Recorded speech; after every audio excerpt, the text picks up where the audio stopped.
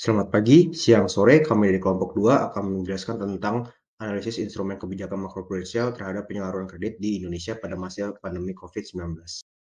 Penelitian ini dilatar belakangi oleh tugas Bank Indonesia sebagai bank sentral untuk menjaga stabilitas sistem keuangan di mana penyaluran kredit menjadi alat yang penting untuk menjaga perekonomian. Jumlah penyaluran kredit di Indonesia dipengaruhi oleh kondisi ekonominya, dan salah satu kondisi ekonomi ekstrim adalah COVID-19. Akibat dari pandemi COVID-19 ini membuat sektor perbankan menjadi sektor yang terkena dampak paling buruk karena terjadi krisis keuangan yang mengakibatkan turunnya daya beli masyarakat dan memunculkan risiko kredit. Untuk menjaga sektor perbankan perlu dirumuskan kebijakan makroprudensial seperti loan to value, giro wajib minimum, dan pemenuhan rasio kecukupan modal. Berikut identifikasi masalah pada penelitian ini. Berikut tujuan dan manfaat dalam penelitian ini. Berikut ini merupakan kerangka pemikiran dari penelitian kami.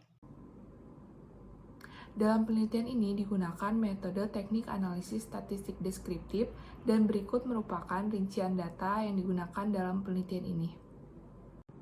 Selanjutnya pembahasan mengenai kondisi perekonomian Indonesia pada saat pandemi. Melemahnya perekonomian Indonesia pada saat pandemi juga dirasakan pada pasar keuangan dan sistem perbankan. Oleh sebab itu, Bank Indonesia mengeluarkan kebijakan makroprudensial yang akomodatif untuk mendorong kredit agar bisa meningkat kembali. Selanjutnya, pengaruh LTV terhadap penyaluran kredit di mana saat COVID-19, Bank Indonesia mengubah besaran LTV. Besaran LTV pada tahun 2019 mengalami perubahan ke tahun 2020 dan 2021, di mana tahun 2020 dan 2021 besaran LTV-nya sebesar 100% bagi properti dan kredit kendaraan bermotor. Hal ini menyebabkan kenaikan penyaluran kredit pada tahun 2021 pada kuartal 1 sampai 4.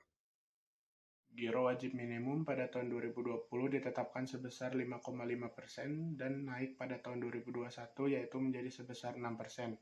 Meningkatnya giro wajib minimum dapat meningkatkan kualitas aset bank sehingga dapat memberikan dampak positif bagi penyaluran kredit.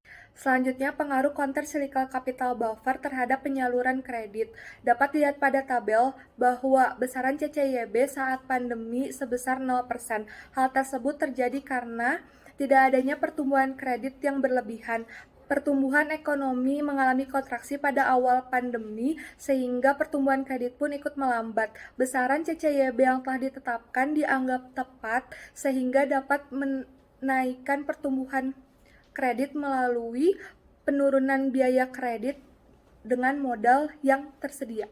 Kesimpulan, pandemi COVID-19 di Indonesia menyebabkan krisis kesehatan dan mengganggu perekonomian. Bank Indonesia mengeluarkan bauran kebijakan termasuk kebijakan makroprudensial untuk membantu mencegah perekonomian Indonesia dari resesi dan membantu pemulihannya. Penerapan instrumen kebijakan makroprudensial seperti kebijakan pelonggaran rasio LTV dan juga kebijakan CCYB berdampak secara positif terhadap penyaluran kredit. Namun untuk kebijakan GWM yang ditingkatkan itu menimbulkan dampak yang negatif dan positif. Sekian dan terima kasih.